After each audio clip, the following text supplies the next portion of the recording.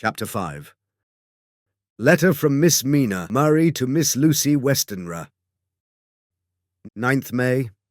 My dearest Lucy, forgive my long delay in writing, but I have been simply overwhelmed with work. The life of an assistant schoolmistress is sometimes trying.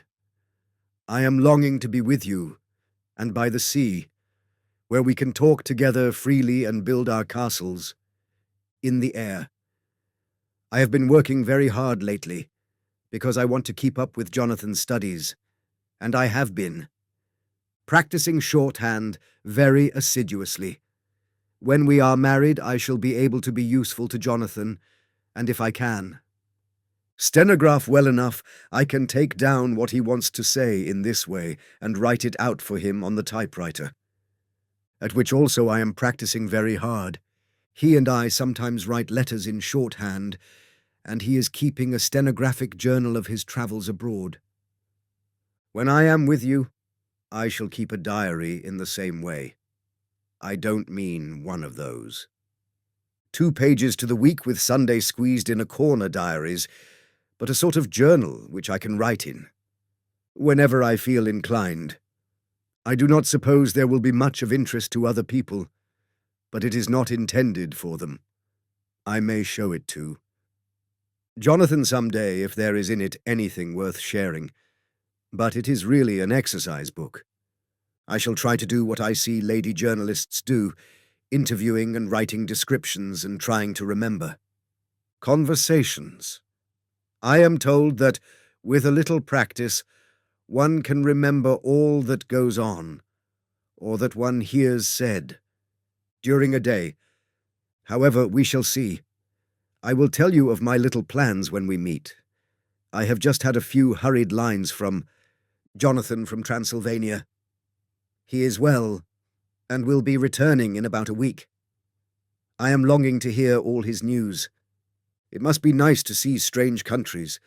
I wonder if Jonathan and I, shall ever see them together. There is the 10 o'clock bell ringing. Goodbye. Your loving Mina. Tell me all the news when you write. You have not told me anything for a long time. I hear rumors, and especially of a tall, handsome, curly-haired man. Letter, Lucy Westenra to Mina Murray. 17 Chatham Street, Wednesday. My dearest Mina, I must say you tax me very unfairly with being a bad correspondent. I wrote you twice since we parted, and your last letter was only your second. Besides, I have nothing to tell you. There is really nothing to interest you. Town is very pleasant just now, and we go a great deal to picture galleries and for walks and rides in the park. As to the tall, curly-haired man, I suppose it was the one who was with me at the last pop. Someone has, evidently, been telling tales. That was Mr. Homewood. He often comes to see us, and he and Mamma get on very well together. They have so. Many things to talk about in common. We met some time ago a man that would just do for you, if you were not already engaged to Jonathan.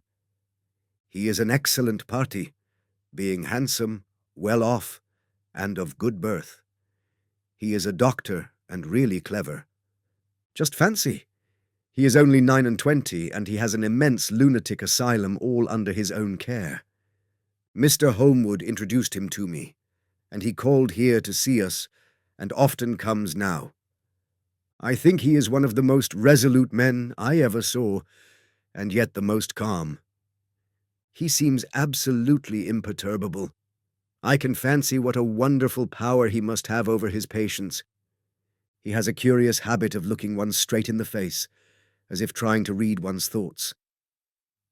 He tries this on very much with me, but I flatter myself he has got a tough nut to crack. I know that from my glass. Do you ever try to read your own face? I do, and I can tell you it is not a bad study, and gives you more trouble than you can well fancy if you have never tried it. He say that I afford him a curious psychological study, and I humbly think I do. I do not, as you know, take sufficient interest in dress to be able to describe the new fashions. Dress is a bore. That is slang again, but never mind. Arthur says that every day. There, it is all out, Mina.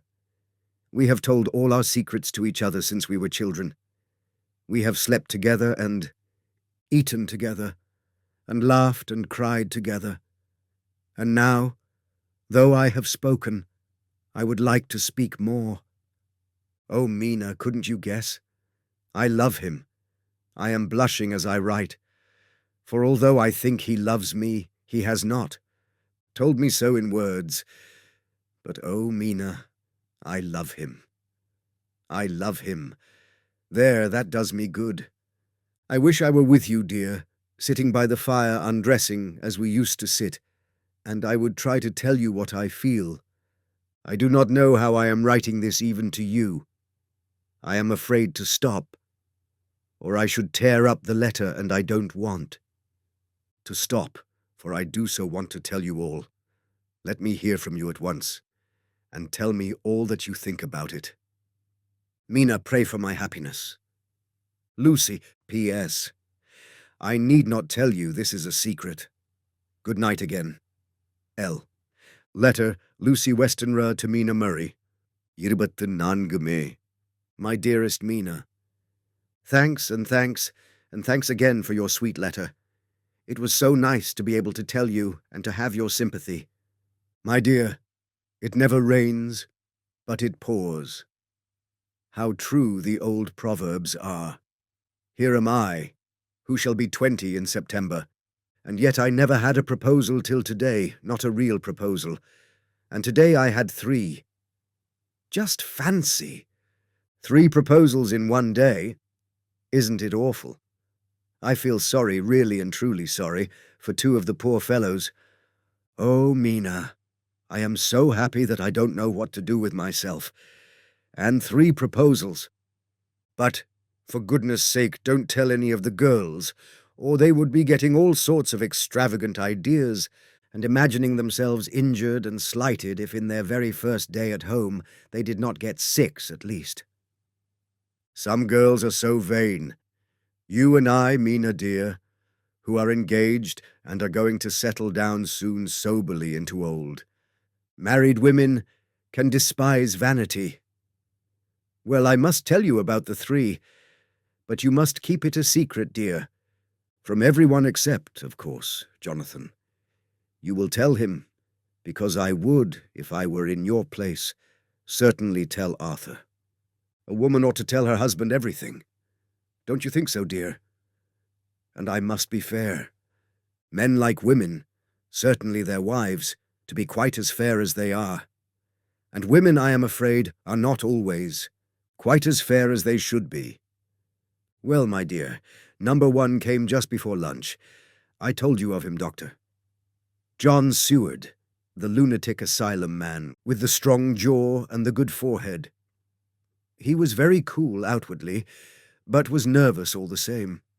He had evidently been schooling himself as to all sorts of little things, and remembered them, but he almost managed to sit down on his silk hat, which men don't generally do when they are cool, and then when he wanted. To appear at ease, he kept playing with a lancet in a way that made me nearly scream. He spoke to me, Mina, very straightforwardly. He told me how dear I was to him, though he had known me so little, and what his life would be with me to help and cheer him. He was going to tell me how unhappy he would be if I did not care for him. But when he saw me cry, he said he was a brute and would not add to my present trouble. Then he broke off and asked if I could love him in time, and when I shook my head, his hands trembled, and then with some hesitation he asked me if I cared already for anyone else. He put it very nicely, saying that he did not want to wring my confidence from me, but only to know, because if a woman's heart was free, a man might have hope. And then, Mina, I felt a sort of duty to tell him that there was someone. I only told him that much, and then he stood up, and he looked very strong. and very grave as he took both my hands in his and said he hoped I would be happy, and that if I ever wanted a friend I must count him one of my best. Oh, Mina, dear, I can't help crying, and you must excuse this letter being all blotted. Being proposed to is all very nice and all that sort of thing, but it isn't at all a happy thing when you have to see a poor fellow whom you know loves you honestly, going away and looking all broken-hearted, and to know that, no matter what he may say at the moment, you are passing out of his life. My dear, I must stop here at present. I feel so miserable, though I am so happy. Evening. Arthur has just gone, and I feel in better spirits than when I left off, so I can go on telling you about the day. Well, my dear, number 2 came after lunch. He is such a nice fellow, and American from Texas, and he looks so young and so fresh that it seems almost impossible that he has been to so many places and has such adventures. I sympathize with poor Desdemona when she had such a stream poured in her ear, even by a black man. I suppose that we women are such cowards that we think a man will save us from fears, and we marry him. I know now what I would do if I were a man and wanted to make a girl love me. No, I don't, for there was Mr. Morris telling us his stories, and Arthur never told any, and yet, my dear, I am somewhat previous. Mr. Quincy P. Morris found me alone. It seems that a man always does find a girl alone. No, he doesn't, for Arthur tried twice to make a chance, and I helping him all I could, I am not ashamed to say it now. I must tell you beforehand that Mr. Morris doesn't always speak slang. That is to say, he never does so to strangers or before them, for he is really well educated and has exquisite manners, but he found out that it amused me to hear him talk American slang, and whenever I was present, and there was no one to be shocked, he said such funny things. I am afraid, my dear, he has to invent it all, for it fits exactly into whatever else he has to say. But this is a way slang has. I do not know myself if I shall ever speak slang. I do not know if Arthur likes it, as I have never heard him use any as yet. Well, Mr. Morris sat down beside me and looked as happy and jolly as he could, but I could see all the same that he was very nervous. He took my hand in his and said ever so sweetly, "Miss Lucy, I know I ain't good enough to regulate the fixins of your little shoes, but I guess if you wait till you find a man that is, you will go join them. 7 young women with the lamps when you quit. Won't you just hitch up alongside of me and let us go down the long road together, driving in double harness?" Well, he did look so hood-humored and so jolly that it didn't seem half so hard to refuse him as it did poor Dr. Seward. So I said, as lightly as I could, that I did not know anything of hitching, and that I wasn't broken to harness at all yet. Then he said that he had spoken in a light manner, and he hoped that if he had made a mistake in doing so on so grave, so momentous, and occasion for him, I would forgive him. He really did look serious when he was saying it, and I couldn't help feeling a sort of exultation that he was number 2 in one day. And then, my dear, before I could say a word, he began pouring out a perfect torrent of love-making, laying his very heart and soul at my feet. He looked so earnest over it that I shall never again think that a man must be playful always, and never earnest, because he is merry at times. I suppose he saw something in my face which checked him, for he suddenly stopped, and said with a sort of manly fervour that I could have loved him for if I had been free. "Lucy, you are an honest-hearted girl, I know. I should not be here speaking to you as I am now if I did not believe. You clean grit right through to the very depths of your soul. Tell me, like one good fellow to another, is there anyone else that you care for? And if there is, I'll never trouble you a hair's breadth again, but will be, if you will let me, a very faithful friend. My dear Mina, why are men so noble when we women are so little worthy of them? Here was I almost making fun of this great-hearted, true gentleman. I burst into tears, I'm afraid, my dear. You will think this a very sloppy letter. In more ways than one, and I really felt very badly. Why can't they let a girl marry 3 men, or as many as want her, and save all this trouble? But this is heresy, and I must not say it. I am glad to say that, though I was crying, I was able to look into Mr. Morris's brave eyes, and I told him out straight.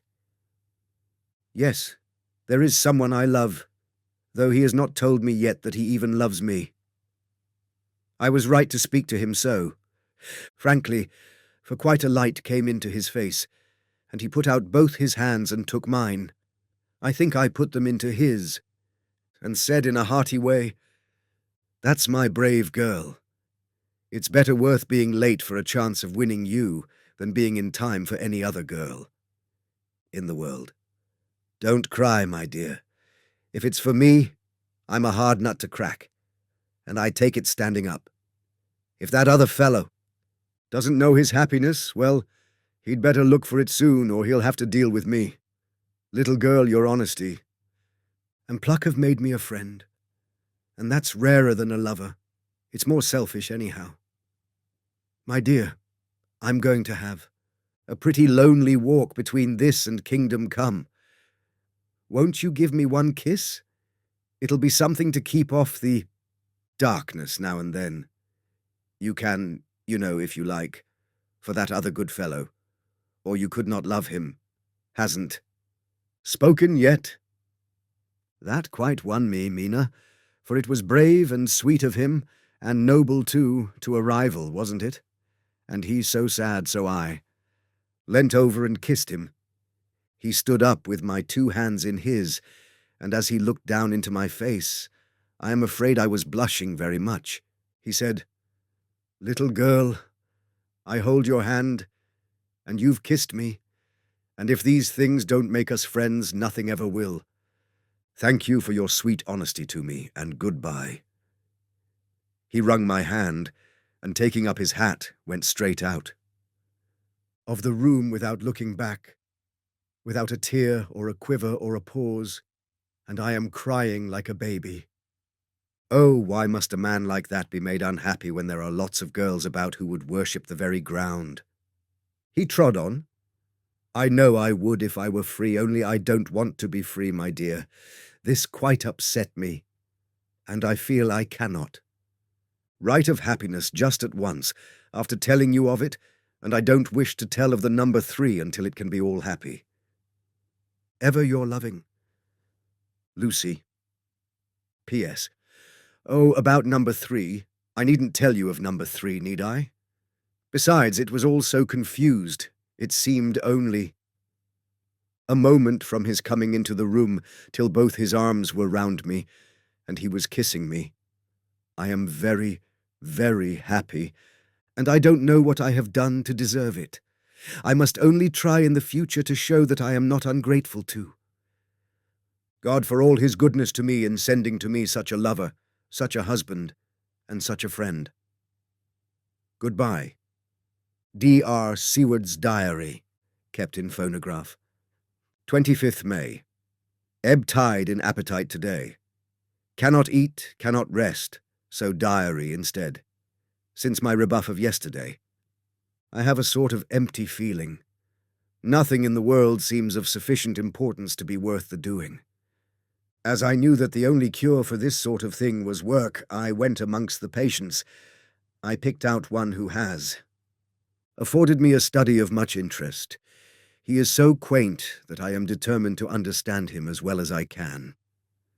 Today I seem to get nearer than ever before to the heart of his mystery. I questioned him more fully than I had ever done, with a view to making myself master of the facts of his hallucination. In my manner of doing it, there was, I now see, something of cruelty. I seemed to wish to keep him to the point of his madness, a thing which I avoid with the patience as I would the mouth of hell. Mem, under what circumstances would I not avoid the pit of hell? Omnia Romae venalia sunt. Hell has its price. If there be anything behind this instinct, it will be valuable to trace it afterwards accurately, so I had better commence. To do so, therefore, R.M. Renfield, age 59. Sanguine temperament, great physical strength, morbidly excitable, periods of gloom, ending. In some fixed idea which I cannot make out, I presume that the sanguine temperament itself and the disturbing. Influence end in a mentally accomplished finish, a possibly dangerous man, probably dangerous if unselfish. In selfish men, caution is as secure an armor for their foes as for themselves. What I think of on this point is, when self is the fixed point, the centripetal force is balanced with the centrifugal. When duty, a cause, etc., is the fixed point, the latter force is paramount, and only accident of a series of accidents can balance it. Letter Quincy P. Morris to Honorable Arthur Holmood. Yirbatayndami. My dear Art, we've told yarns by the campfire in the prairies, and dressed one another's wounds after trying a landing at the Marquesas, and drunk healths on the shore of Titicaca. There are more yarns to be told, and other wounds to be healed, and another health to be drunk. Won't you let this be at my campfire tomorrow night? I have no hesitation in asking you, as I know a certain lady is engaged to a certain dinner party, and that you are free. There will only be one other, our old pal at the Korea, Jack Seward. He's coming too, and we both want to mingle our weeps over the wine cup, and to drink a health with all our hearts to the happiest man in all the wide world, who has won the noblest heart that God has made, and best worth winning. We promise you a hearty welcome, and a loving greeting, and a health as true as your own right hand. We shall both swear to leave you at home if you drink too deep to a certain pair of eyes. Come, yours as ever and always, Quincy P. Morris. Telegram from Arthur Holmwood to Quincy P. Morris. Count me in every time. I bear messages which will make both your ears tingle. Article